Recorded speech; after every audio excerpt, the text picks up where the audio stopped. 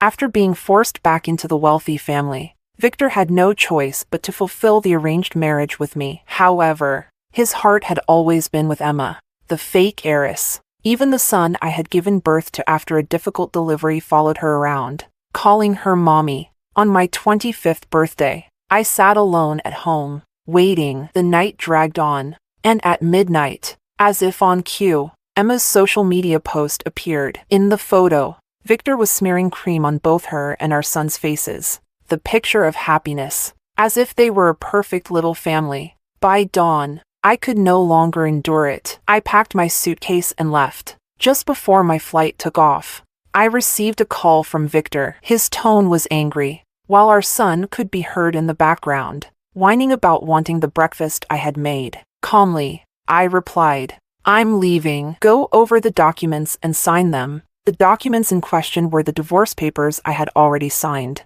I thought to myself, they would both be much happier without me. Chapter 1. On my 25th birthday, I got up as usual to make breakfast. As I sent Victor and our son Lucas off, I hesitated for a long time before finally speaking up. "Today is my birthday. Can you and Lucas come home early?" I knew full well that today was also the birthday of his first love, Emma. Asking Victor to choose between us was akin to humiliating myself, but I couldn't help it. When the doctor issued the critical condition notice, my grandmother, frail and worn, wiped away my tears and softly whispered, "Don't cry, my dear. I promised I'd stay until your birthday. Grandma won't leave before then." I hurried over to the car window before they drove off. Standing just outside, I begged in a hoarse voice, "Just come back for dinner. That's all I'm asking." All I got in return were their identical cold, indifferent faces. The next moment, the car sped away, leaving me standing frozen in place. It took a long time for me to come to my senses. They didn't explicitly refuse, which meant there was still hope. That afternoon, I went to the supermarket and bought all of Victor and Lucas's favorite foods. Afterward, I went to the hospital to pick up my grandmother. By the time the food was laid out on the table, the sky had already darkened. My grandmother carefully took out the gift she had bought for Lucas from her bag, a limited edition toy race car. "Lucas should be here soon," she said, her eyes fixed on the door, eagerly waiting. I tried to persuade her to eat, but she stubbornly refused. "Birthdays are meant to be spent together as a family. We can't start without them." From 7 p.m. to 10 p.m., the food had gone cold, and still, there was no sign of either father or son. I dialed Victor's number again. After countless rejections, the call was finally answered. The first thing that hit me was the sound of laughter and joy on the other end. "Do you need something?" Victor's voice was laced with impatience. I forced a bitter smile. "Grandma's here. Please come home and spend my birthday with me, okay? I'm begging you." "Victor, Jessica, don't forget your place," he sneered. "Today is Emma's birthday. Don't ruin my night." Of course, Emma, the childhood sweetheart he grew up with. And I was nothing but the woman who came back and ruined her life. I stood there, frozen, staring out the glass door of the balcony,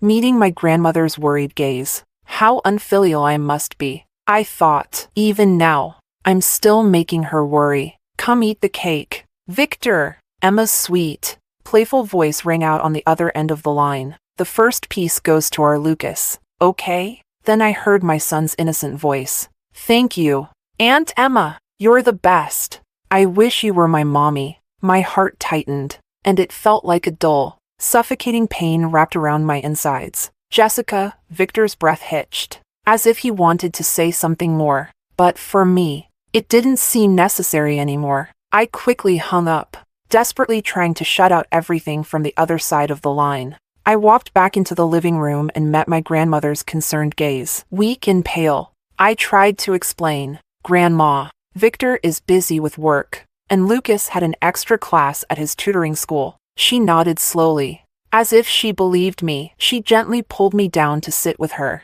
We sat across from each other, taking large bites of the birthday cake. The frosting was incredibly sweet, so sweet it made my chest feel tight and heavy. The soft light reflected off her silver hair, like a candle that was burning down to its final moments. "Jessica, you must smile. Be happy," she said with a tender voice. You are Grandma's treasure.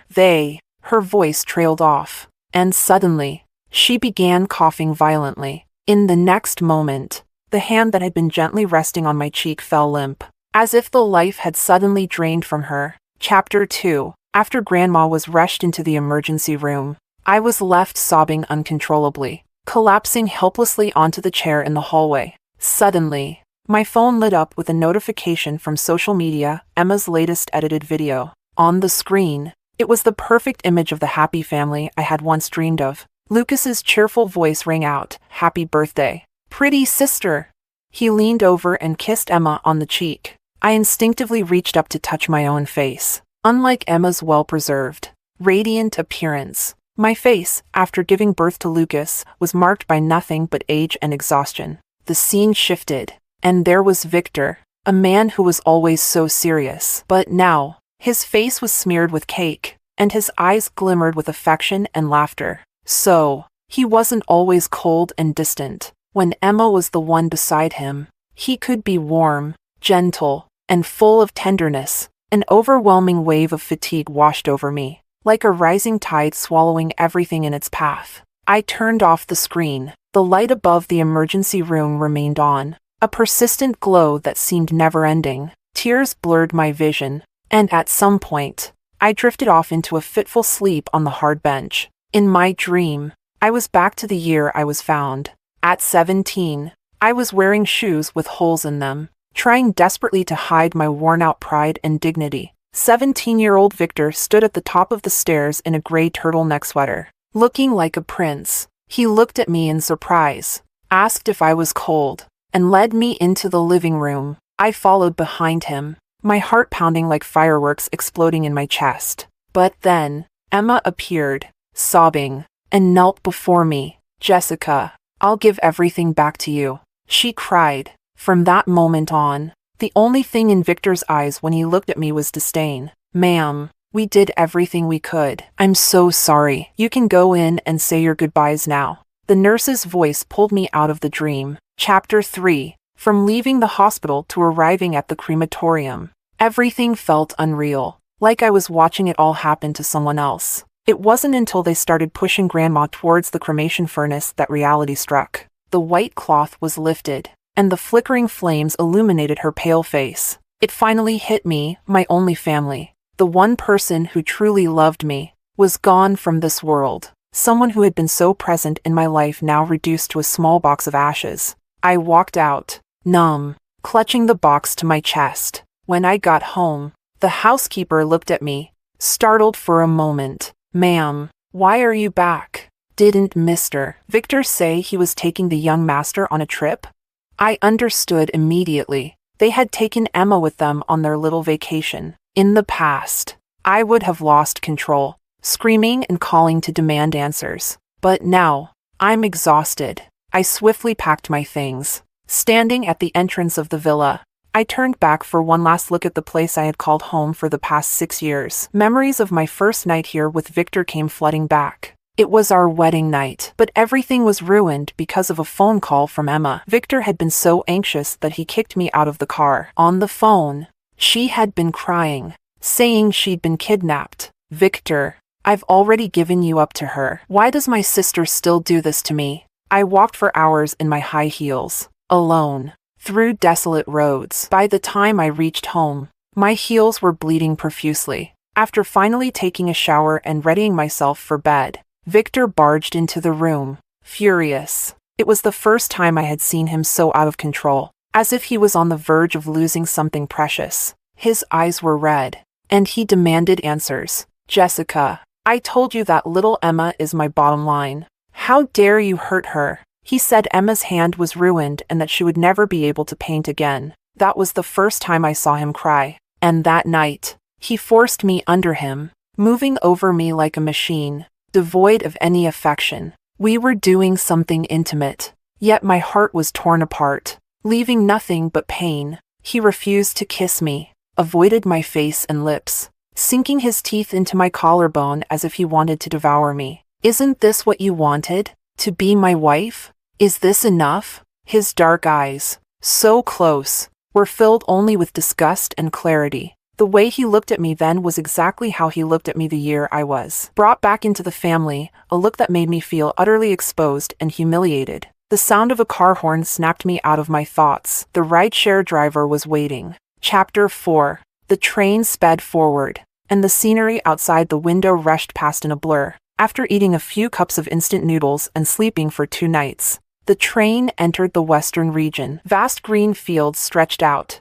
with herds of cattle and sheep occasionally running by. When I was little, Grandma used to lull us to sleep with stories of her youth in the Northwest. Now, I was finally bringing her back home, where she could rest in peace. As I was pushed along by the crowd while disembarking from the train, my phone rang. It was Victor. I figured he must have finally returned from his vacation and remembered me. His voice was calm on the other end. "Where are you? We should get a divorce." I didn't answer his question. I only made my request. "What are you talking about?" His voice wavered for a moment. Surprised. He probably thought I was joking. After all, in the past, whenever he mentioned divorce, I was the one who would break down in tears, begging him to stay. But back then, I was only holding on for Grandma's sake. Grandma is gone, and none of this matters anymore. "Jessica, haven't you had enough? Lucas's stomach hurts, and he's asking for the porridge you made." He changed the subject,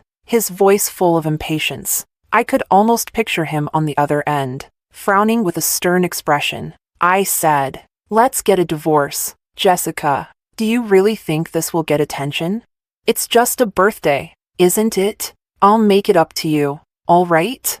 See? After 6 years together, even now, Victor still treats my departure like a joke. There's no need. The divorce papers are already signed and on the desk in the bedroom. I stated everything calmly. He finally realized I wasn't joking, and he let out a cold laugh. "Jessica, don't forget about the prenup. If you keep this up, you won't get a single penny." Oh right. Victor has always thought he could control me because he believes I love money. In the past, whenever he warned me, I would humbly apologize and back down. But now, Grandma is gone. What good is that money to me?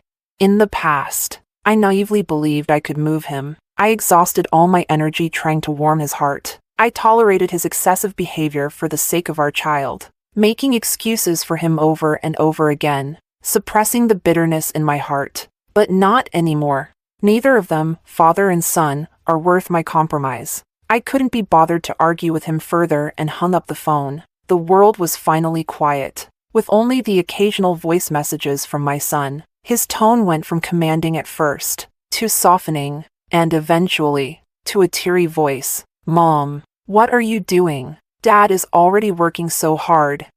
Mom, when are you coming back?"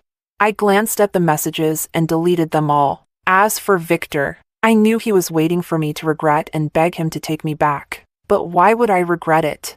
After leaving them, I felt like I had been pulled out of stagnant water, full of life again. In the following months, I taught children to read in a small village school. Before I knew it, it was New Year's. The village chief invited me to his home to make dumplings with the children. Despite the scarcity of resources, they slaughtered a pig and brought out their most precious things to treat me. Amid the children's laughter, the phone rang, vibrating in my pocket. It was Victor. Chapter 5. I answered, and there was silence on the other end for a long time. A dry, hoarse voice finally came through the phone.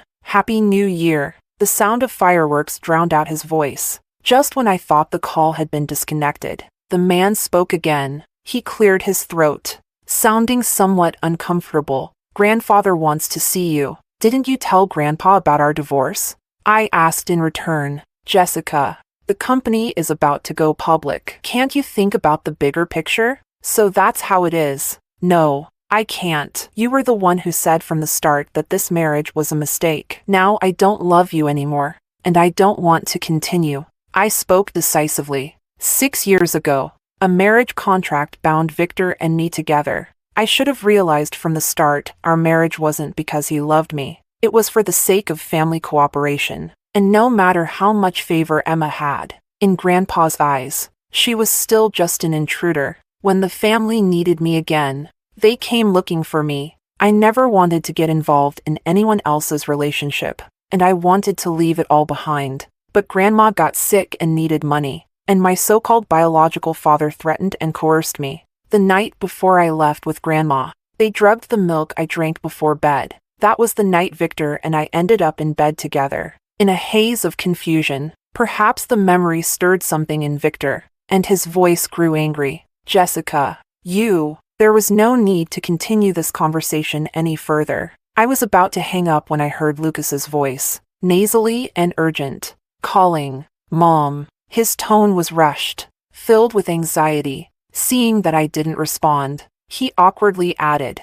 "I'm sick." In the past, whenever he got sick, I would be frantic, staying up all night to care for him. But now, I only responded with a flat "Oh, Mom, when are you coming back?" Children can't hide their emotions well, and Lucas's voice began to quiver with tears. "Mom, why aren't you answering my messages? It's so cold out here." "Lucas, come inside," came Emma's concerned voice. So the divorce wasn't even finalized yet, and Emma was already spending New Year's at their house. The cold winter wind stung my face, making me want to go inside. "I won't bother you anymore." "Wait," Victor hurriedly explained. "She came on her own, so he's capable of giving explanations now." "Huh?" But before, when I agonized over these little details, Victor would just watch me fall apart, calling me a madwoman. "Mom, Dad and I got you a birthday present." Lucas's innocent voice chimed in. "A birthday present? Huh?" "That was half a year ago. I found it while sorting through clothes, tucked inside Victor's suit jacket pocket. It was a necklace, encrusted with gemstones. I thought it was a surprise for me, so I pretended not to know, but I waited and waited. In the end, I only saw it worn around Emma's neck. Back then, perhaps I was heartbroken, wronged, and deeply saddened. But now, when I think back, it feels as if I'm just a bystander, completely at ease. As Lucas cried and complained, all I felt was irritation. First of all, I'm not your mom anymore. And secondly, if you're sick, there are doctors. Coming to me won't help. Chapter 6. Time flew by, and after the spring festival, the children returned to school as usual. During the lunch break, I patiently braided the hair of each little girl, holding their hands and organizing them to go downstairs for lunch. "Teacher, what are we eating today?" "Today, we're having..." Just as I reached the staircase, a voice stopped me. "Mom." It was Lucas. He had grown taller, but he no longer had that arrogant air about him. He just stared at me blankly. I chose to ignore the desperate longing in his eyes. "Teacher, who is he?" "Don't be silly. She's our teacher, not your mom." A mischievous boy spread his arms wide, blocking Lucas from approaching. Perhaps Lucas had never been treated like this before. His eyes reddened as he looked at me, like a frightened little rabbit. I turned away and led the children downstairs. "Is everyone hungry? Let's go eat first." "Yes." After serving food to the last child, I felt a small hand tugging at the corner of my shirt. Lucas rubbed his grumbling stomach and spoke in a pitiful voice. "Mom, I'm hungry. If you're hungry, go eat something." For a child to come all this way on his own, Victor had to know. So, I continued singing nursery rhymes with the children and soothing them to sleep. During this time, Lucas stubbornly stood by the door. It wasn't until one of the children had a nightmare and woke up crying that I hurried to hold and comfort him. "Don't be afraid. It's just a bad dream." But Lucas rushed over and pushed the child out of my arms. It was the first time I had seen him behave so poorly and emotionally. He had always been strictly taught, mature, and smart, knowing how to please others in every way, behaving like a little adult. But he had always been cold and distant toward me. His mother. "I'm so hungry. Mom." He raised his voice and repeated himself, afraid he would wake the sleeping children. I walked over and handed him a bowl of porridge. Lucas's eyes immediately lit up. He took it and started eating quickly with big spoonfuls. But in the past, no matter how much love and care I gave him, it was all ignored. Lucas was born premature. The night I had a difficult labor with him, Victor was abroad, attending an art exhibit with his first love. Having almost lost him, I held my frail baby in my arms and swore to give him the best of everything. I learned all kinds of recipes, just to make sure he had the right nutrition during his growth. No matter what I did, he would only eat a little. His face remained expressionless, neither liking or disliking it. Once he finished eating, I pulled him aside. "Why are you here? Does your family know?" He raised his eyes, nervously playing with his fingers, finally mumbling in a low voice, "The school is having a parent-teacher meeting, and a parent needs to attend. You should talk to your dad about that. I'm not your mom anymore, and I'm not obligated to attend." I squatted down to meet his gaze, and I could see the tears welling up in his eyes. After all, he was still a child, and he finally broke down crying. "Dad says he's busy, and am I not busy too? I gave up my entire career for this family. When Lucas first started elementary school, I went to attend a parent-teacher meeting. The moment he saw my unadorned face, his expression immediately darkened. At the end of the day, he endured the mocking gazes of other kids as he pulled me toward the door, frowning, with those eyebrows that were strikingly similar to Victor's. He showed the same disgust. "All the other moms are so beautiful. What else can you do besides cooking at home? You really embarrass me." That look, it was identical to how my biological parents sized me up when I first returned home, wearing rough, cheap clothes. It was exactly like that time I first went to a Western restaurant with Emma. She acted spoiled, and Victor naturally cut the steak for her, handing it over with a loving smile. Two worlds separated by one table, awkward and clumsy. I tried to copy him, using the knife and fork with all my might to cut the steak, but with the wrong posture and too much force. There was stubbornness in my heart. He wiped the corner of Emma's mouth, then happened to look up. Just that one glance, it was like a balloon being pricked, and all my forced strength deflated into embarrassment. The plate overturned, sauce dripping everywhere, a complete mess. Victor handed me a napkin. I made an excuse to go to the restroom. Just a few steps away, I heard Emma's tearful voice, like an anxious little rabbit. "Victor, are you going to be taken away by her too?" I instinctively froze in place. Victor's playful tone disappeared, and he made a serious promise. "Little Emma, I only love you." As for her, if it weren't for Grandpa's instructions, I nearly ran away in panic, because only by doing so, by not hearing those piercing words, could I pretend not to know. At 18, I was proud yet insecure, eager to please everyone, just hoping for a little love. At 25, when new life was born, my world began to revolve around Lucas. Now, I live for myself. Chapter 7. Seeing that I didn't respond, Lucas went from crying loudly to silently shedding tears. When the lunch break ended, I continued teaching as usual. Lucas sat quietly in the last row, listening attentively. It's almost laughable. There was a time when I would tutor him. Back then, he would only coldly push me away. Dad said he'll hire a top school tutor for me. After the lesson, it was time for exercises. The children occasionally raised their hands to ask about their opinion homework. Lucas raised his hand too, looking at me eagerly. I deliberately ignored him. He borrowed a notebook from someone else, holding his pencil tightly as he approached me. "Mom, I don't know how to do this." His poor acting was so obvious. It could be seen through at a glance. I didn't say anything and took the pencil, showing him how to do it on the paper. "Thank you, Mom." He smiled sweetly. When I looked up, I saw Victor.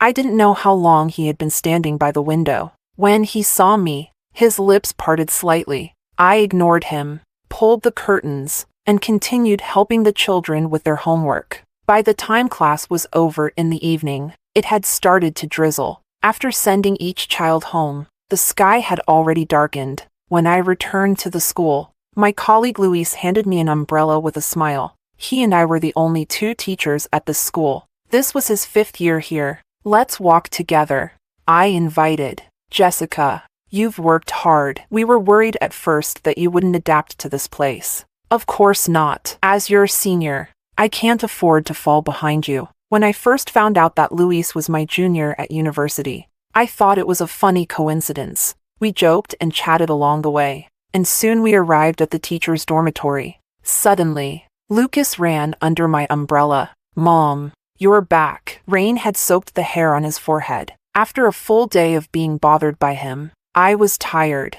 I didn't respond and turned my head inside. Jessica, are you refusing to come back because of this pretty boy? I turned around. Victor had just gotten out of the driver's seat and was standing in the rain. Luis looked uncomfortable because of Victor's words. I responded with a cold smile. Do you think everyone's like you, sneaking around with other women during their marriage? Victor froze at my words. Stunned, his emotions began to escalate. You're really going to stay in this dump and abandon me and our son? Jessica, you have to explain yourself to me today. All right. Some things indeed needed to be cleared up. Victor followed me into the dormitory. Father and son looked awkwardly around the cramped room, exhausted after a long day. I poured myself a glass of water. Just as I was about to drink it, a large hand gripped my wrist tightly. He used his free hand to shove his phone in front of me. It was a photo of Luis and me playing with the kids during class. The picture was taken recently when a journalist came to interview us. There was nothing inappropriate in the photo. And so, I looked at him as if he were an idiot. Victor, in a fit of rage, pinned me against the wall. You mean I can only bring it up if I catch you two hugging? How fragile and suspicious he is. Oh, so when it happens to him, it actually bothers him? But when he and Emma were caught in close photos together, traveling intimately, whenever I showed any discomfort, he would accuse me of overreacting and being dramatic. Victor, after the divorce, we'll live our own lives. You won't meddle in mine, and I won't interfere in yours. Isn't this the freedom you wanted?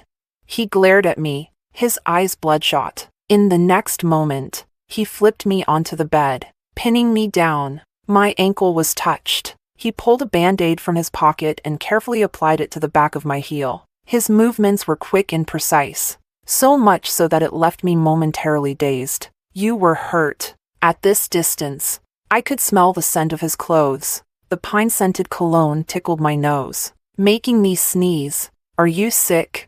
He asked, genuinely concerned, but it was like talking to a wall. We were together for 6 years, and every time I asked him to change his cologne due to my allergies, he ignored me. Because Emma liked it, Victor never changed it. So now, I didn't need this superficial concern either. Get out. After kicking them out, I finally got a good night's sleep. Chapter 8. For the next 2 weeks, Victor didn't leave. Sometimes he would sit in front of his laptop, working. One night, I heard a knock on my door again. Mom, I'm scared of the thunder. It was Lucas. In the past, whenever it rained, I would hold him and soothe him to sleep.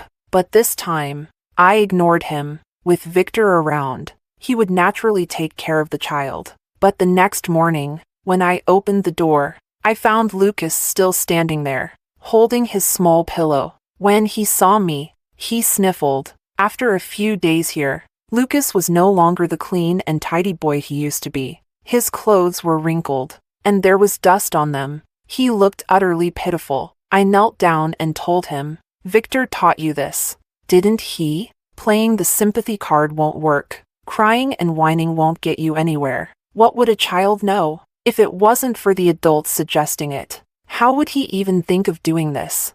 Furious, I dragged Lucas back to Victor, because Victor's company sponsored the elementary school. He was quite popular here. The village chief arranged for him to stay in the best house. When I entered, the light bulb was on, casting a dim, orange glow. Victor was on the phone, frowning as if something wasn't going well. When he saw us, he rubbed his temples and immediately hung up. There's an issue at the company. Lucas will stay with you for now, I said bluntly. Take care of your son, and don't let him bother me again. Lucas immediately started crying and throwing a fit when he heard my words. Refusing to leave. I used to feel sorry for you, but not anymore. Tears only matter to those who care about you. In the end, Victor, growing impatient, urged them into the car. I thought that would be the last I saw of them, but during class, I received a call from Victor's grandfather. He sounded anxious. Jessica, has anything happened to Victor and Lucas? I heard there was a landslide. Grandpa had been kind to me, and his only beloved grandson was here. At this moment, I couldn't bring myself to tell him about the divorce. I simply reassured him. Don't worry, Grandpa. Out of gratitude for his kindness, I went to check on Victor. As soon as I stepped into the village clinic, I saw Victor lying on a stretcher. The moment he saw me, he tried to get up. Jessica, I knew you still cared about me. I pressed his shoulder down. If you don't want to die, don't move. Where's the doctor? There was only one doctor, who was busy tending to other injured people. I grabbed some gauze and started bandaging the bleeding areas. Are you a doctor? Someone asked curiously. I got injured on the mountain once. My leg was almost broken, but I fixed it myself. Even the doctor was surprised. I joked with a smile. It happened during Victor's company retreat. After dropping my son off at kindergarten, I rushed over, only to see Emma sitting in the passenger seat. They were laughing about something funny. That whole day, I was stranded on the mountain, injured. When Victor arrived, the first person he carried on his back was Emma. His voice was filled with concern, overflowing with tenderness. It's okay now. Don't be scared. He gently patted her back, comforting her. Emma cried out in pain. I stood quietly to the side. So quiet I was almost invisible. Victor seemed to only just notice my presence. For a moment, he looked conflicted, but when he heard Emma's muffled groan, he quickly made a decision. I'll carry her down first. Jessica, hang in there. He hurried down the mountain, never once looking back at me or noticing how pale I was from blood loss. Hang in there. In his eyes, I was always the one to be abandoned. I didn't feel the same sense of hurt and grievance as before. Now, the nurses around me were amused. I've never seen a patient so good at healing themselves. You might just take my job, one joked. I casually responded to the doctor, remaining calm. Only Victor's face grew darker and darker. Finally, with a hoarse voice, he spoke. You were hurt back then? I didn't know. I thought you weren't seriously injured. I cut him off. It's all in the past. You asked me why I can't forgive you. I'll tell you now, every time you chose to abandon me. As I spoke, Victor's face turned whiter and whiter. Chapter 9. The family soon sent someone to pick up Victor. Lucas cried out, Mom, come home with us. Of course, I had to go back to finalize the divorce. Since I couldn't communicate with Victor, I would speak with Grandpa instead. Grandpa, it's time for this marriage between Victor and me to end. You know, a forced marriage will never be sweet. Hearing my words, Grandpa began coughing violently. Jessica, did that boy do something wrong to you? Grandpa immediately grabbed his cane, ready to strike him. You little brat, did you wrong her? Victor knelt on the ground, silently taking each blow without saying a word. Watching this scene, I finally spoke. Grandpa, I'm the one who wants to leave. I handed the bank book and card I had found to Victor, but he refused to take them. In the end, I placed them on the table. This is the money you sent me all these years. I didn't spend it, and I never accepted your so-called compensation. Back then, Emma had taken my painting and entered it into a competition. Afraid I would expose her, Victor used his influence to send me abroad, perhaps as a way to keep me quiet. Over those years abroad, he transferred money to me every year. He stared at the card, looking stunned. Then all these years, how did you? In those years in Paris, I worked 3 jobs a day, washing dishes, doing anything I could, no matter how hard or poor it got. I never touched that money, because once I did, it would mean accepting that so-called compensation. I wasn't wrong, and you know the truth better than anyone, don't you? You ruined me so terribly. What makes you think I would ever forgive you? I hadn't intended to cry, but the surge of emotions made tears fall uncontrollably. Grandpa, just learning the truth, clutched his chest in distress. You ungrateful brat. How could you destroy Jessica like this?